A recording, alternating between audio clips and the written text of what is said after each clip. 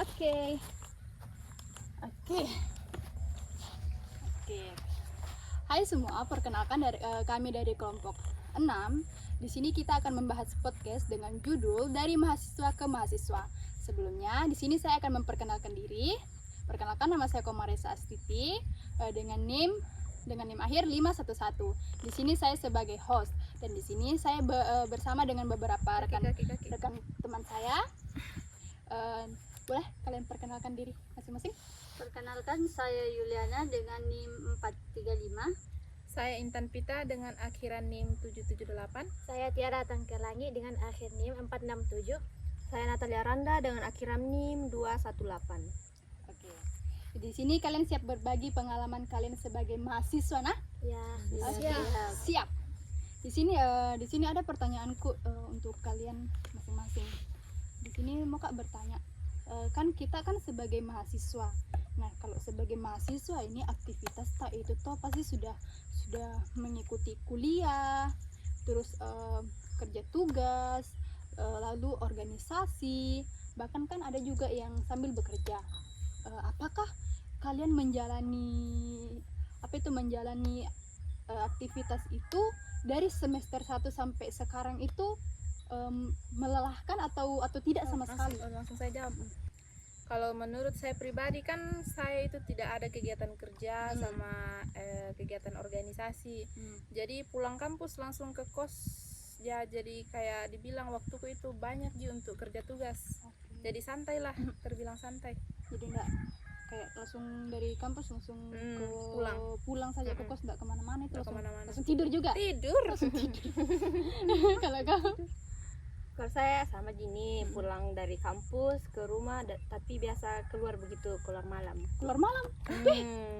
Tidak larut malam. Gitu. Ngeri juga kalau sampai larut malam. Nggak boleh.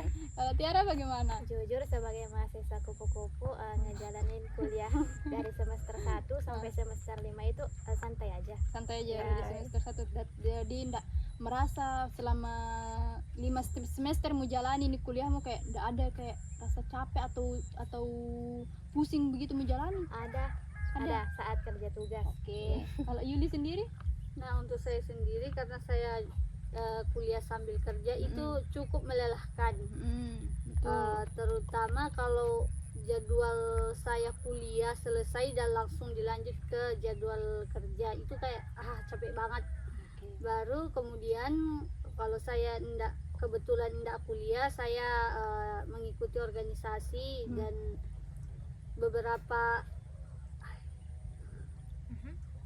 saya juga mengikuti organisasi, dan di organisasi itu kadang kayak ada kegiatan itu juga cukup melelahkan, dan lain di organisasi kayak banyak kegiatan, terus banyak tugas, akhirnya kayak sangat-sangat capek. Terus Komang bagaimana caranya menghandle waktu apalagi pulang kuliah langsung pergi kerja? Kalau saya tergantung sih sebenarnya dari jadwal kampus. Kan kalau misalnya ngampus pagi Kak,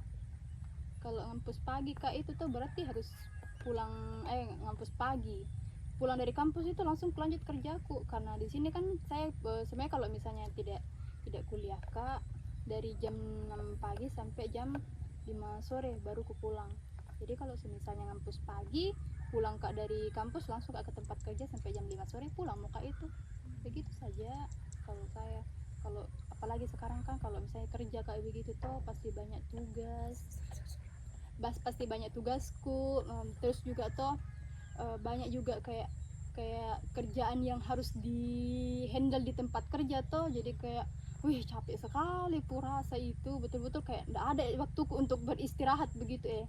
Kalau istirahat tuh itu paling cuman malam itu pun kalau misalnya ngajak ke temanku main, mau tidak mau harus ikut gitu. Nah, terus oke, baik, di sini mau Kak lagi bertanya, apa yang menjadi tantangan kalian dalam mengatur waktu kalian, yaitu antara organisasi, antara tugas kampus nih, terus kuliah, apalagi yang sambil bekerja, itu bagaimana cara kalian menghandlenya? Kalau saya pribadi sebenarnya santai Ji, cuman karena rasa malasnya itu terlalu tinggi. Oke. Jadi biar tugas yang bisa dikerja hari ini ditunda terus karena deadline-nya masih lama. Jadi kapan waktu deadline-nya sudah dekat nih toh, di situ mi langsung kayak apa itu keteteran kerja tugas, ditambah lagi tugas yang lain menumpuk. Nah di situ Kalau dari di hari H baru diingat itu semua tugas. Oke. Kalau misalnya Tiara sendiri bagaimana? Salah satunya juga faktor kemalasan, Oke, kemalasan. Kalau selain dari itu? kecanduan main game. Oke, betul juga. Apalagi yang kayak anak-anak gamers itu tuh pasti kayak pikir nanti itu tugas muka dulu selesaikan ini, muka main game dulu kasih selesai Nah, ini dulu nih. nih. ini nih Sama juga saya juga begitu kadang-kadang kalau main ke HP tuh aku bilang kayak nanti itu tugas babi, nanti aku kerja masih seru bikin apalagi scroll TikTok kayak begitu tuh be. Yang mau bertanya apalagi siapa itu yang suka nonton drama Cina itu. Jangan kau pikir itu be. Susah itu di handle itu. Kalau kau sendiri Nata dia bagaimana? Saya juga pribadi santai-santai Ji, paling ku bilang besok pi, dan akhirnya begitu keteteran. Oke. Dan apa besok juga Astaga. Itu paling. jadi malas karena tugas. Ya biasa itu. Oke. Oke, kalau kau sendiri Yuli bagaimana? Kalau saya itu jujur lumayan kewalahan karena kayak jadwal kerja juga lumayan padat, kemudian jadwal kuliah lain kalau ada kegiatan di himpunan itu cukup capek, tapi harus tetap dikerja karena itu kewajiban kami begitu. Oke, jadi itu sebagai kewajiban tak toh. Oke, next. Kemudian caranya kalau misalnya bagaimana Le? Kalau misalnya bisa kembalikan waktu Le, apa yang ingin kalian lakukan atau ibaratnya itu tuh bagaimana cara simpel mengatasi rasa-rasa malas seperti ini? Sebenarnya gampang Ji, cukup disiplin saja. Ya betul. Kalau sudah disiplin Megi dari awal pasti itu pekerjaan beres nih semua, tidak ada yang menumpuk. Oke, Itu jadi saja. juga betul juga. Kalau masing-masing dari kalian bertiga bagaimana? Sempat ada cara kalian mengatasi rasa malas? Atau ditunggu dulu jadwalnya dari hari H dulu baru diingat sama itu tugas? Disiplin waktu. Iya, intinya disiplin waktu. Kerjakan yang memang paling penting pertama, atau data yang paling mudah dulu yang paling dikerjakan. mudah. Memaksakan diri. Intinya paksa saja dirimu. Iya. Jangan kok kayak aduh malas kan nanti piba aku kerja tapi intinya tuh paksa saja dirimu. Bilang, Ya, ini walaupun tugasku sambil ini menangis. sambil menangis juga bilang biar mi kayak intinya jalani saja, paksa dirimu. Jangan apa-apa joki. Ya, sama itu yang sering Apalagi lagi Kak. yang suka bertanya ke temannya tapi nggak ada respon bagus gitu juga. dengar ya. Tapi kalau misalnya Tidak menurutku kalau temanku tidak begitu ditanya begitu tidak respon baik pertanyaanku tuh kayak ya udah gitu loh. Kayak biarkan mi sekalinya bertanya, kalau tidak respon baik kayak biarkan mi saja. Tapi jangan sampai kita juga begitu.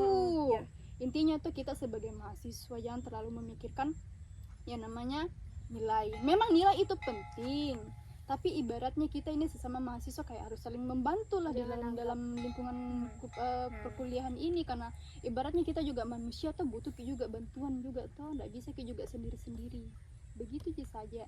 Tapi kalau misalnya menurutku Le, dalam mengatasi ini tuh dimulai dari diri tak juga sendiri.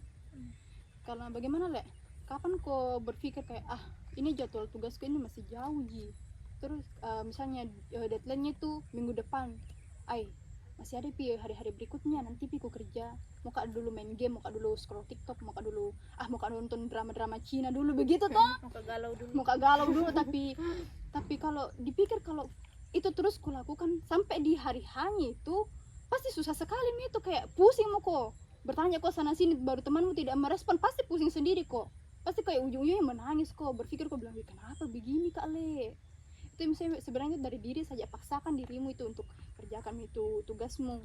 Kalau misalnya ada yang tidak mau paham itu, terus temanmu tidak mau merespon, nanti di kampus baru mau tanyakan nih toh. Apalagi kan misalnya ada katanya yang bilang toh kalau jarang Kak buka WA, jarang Kak buka HP begitu toh, pasti kayak nggak mungkin kok kalau nggak buka HP. Nggak mungkin. Nah, jadi kayak paksakan saja dirimu. Kalau tidak bisa kau tuh cari tutorial, ada di YouTube, ada ChatGPT, ada juga AI itu bisa membantu semua itu. Oke, next pertanyaan selanjutnya. Terus kenapa menurut kalian podcast ini penting dibuat untuk mahasiswa? Karena untuk memotivasi, karena saya ambil dari diri saya sendiri. Itu kayak ada sesuatu yang harusnya bisa dikerja sekarang justru ditunda, akhirnya keteteran, mengeluh sendiri, menangis sendiri. Oke. Jadi adanya ini podcast supaya bisa memotivasi. Oke. Kalau yang lainnya? Kalau saya kan kalau begini itu kan kayak bertukar cerita gitu kan, Ya. ada solusi pasti. Ya. Kalau ada masalah dikasih solusi lagi, jadi begitu. Kalau masing-masing dari kalian berdua bagaimana? Karena bahasanya relate. Oke, bahasanya lebih relate Iya, sebagai kita sebagai mahasiswa berdasarkan pengalaman pribadi. Kalau Natalia bagaimana sendiri? Intinya jangan mengikuti kami semua. Oke, betul juga. Intinya kalau saya tuh dengan adanya dibuat ini podcast, saya harap ini tuh bisa bagaimana Le? Bisa menjadikan ini sebagai pelajaran bagi mahasiswa lainnya. Intinya jangan menunda sesuatu hal yang menurut kalian tidak penting, padahal ini penting. Agar apa? Agar tidak menyusahkan kita di kemudian harinya. Begitu kalau kapan kita menunda sampai pada akhirnya pas di jadwal hari hanya, pas deadline-nya itu keteteran sendiri Ki, seperti yang bilang Yuli toh, pusing sendiri Ki jadinya. Ujung-ujungnya tuh menangis Ki, berpikir Ki bilang, "Wih, kenapa susah sekali tugas yang nak kasih Bapak Le?" Padahal tuh kita sendiri yang dari diri tak sendiri yang tidak mau mengerjakan dari awal begitu ditunda terus itu tugas. Oke? Oke, baik. Next, berapa menit ini Le? Kemudian oke, di sini saya ingin mengucapkan terima kasih kepada teman-teman semua karena telah mau bertukar cerita sehingga ini dapat dijadikan sebuah video podcast, dan saya harap juga video ini dapat dilihat oleh beberapa mahasiswa, oleh mahasiswa lainnya, dan di sini juga kita dapat memberikan unek-uneknya kita juga, mengeluarkan unek-uneknya kita juga sebagai mahasiswa, untuk jangan jadi mahasiswa yang bermalas-malasan, yang suka menunda tugas. Apalagi kita ini kuliah dibiayai oleh orang tua, kita pikir juga orang tua tak tahu bagaimana capeknya mereka. Itu saja, saya harap ini dapat dijadikan motivasi dari beberapa mahasiswa, meskipun ada kata-kata yang tidak tidak serak memang mungkin didengar, tapi saya harap Tidak ada kata saling menyinggung. tapi di sini mungkin